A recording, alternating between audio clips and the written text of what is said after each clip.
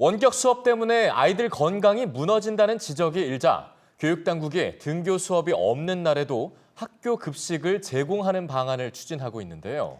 네, 정작 학교 현장은 현실성이 없다며 반발하고 있습니다. 그 이유가 뭔지 서진석 기자가 취재했습니다.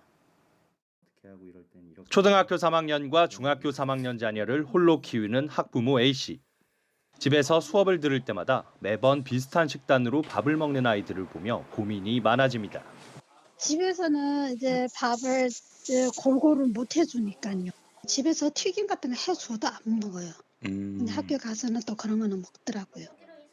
교육부는 균형 잡힌 식단을 제공하기 위해 원격 수업을 듣는 학생에게도 희망할 경우 급식을 주겠다고 밝혔습니다. 일선 교육청들도 3월까지인 수요 조사를 마치고 4월부턴 급식을 제공하기로 했습니다.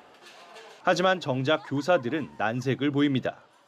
가뜩이나 감염 위험이 높은 점심시간에 급식 인원이 몰리면 밀집도를 제한하는 의미도 사라지기 때문입니다.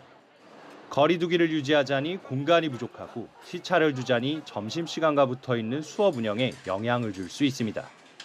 최근 교사 1,200여 명을 대상으로 한 조사에서 원격 수업 기간 중 급식을 제공하는 것을 반대하는 교사가 무려 84.6%에 달했습니다. 한 자리 건넜다 뛰어서 앉다 보니까 자리가 거의 없거든요. 방역 차원에서 또 인솔을 해서 급식실에 데려갔다가 다시 데려오고 해야 하는데 그게 시간적으로 물리적으로 초등학생들은 등하굣길 안전 문제도 고민거리입니다. 학생들이 이제 혼자서 이렇게 와야 되는 상황이라 등하교 안전 대책이 마련된다면 거기에 따라서 모든 지원을 해주는 게 맞다고 생각을 합니다.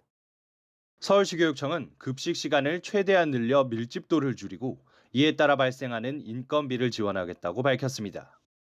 또 저학년부터 점차 급식 인원을 확대하는 방안도 고려하겠다고 설명했습니다.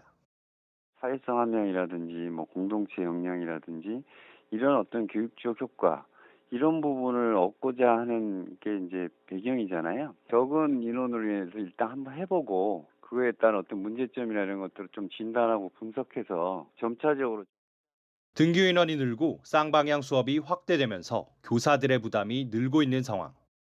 학교 현장을 안심시킬 수 있는 추가 대책이 필요해 보입니다. EBS 뉴스 서진석입니다.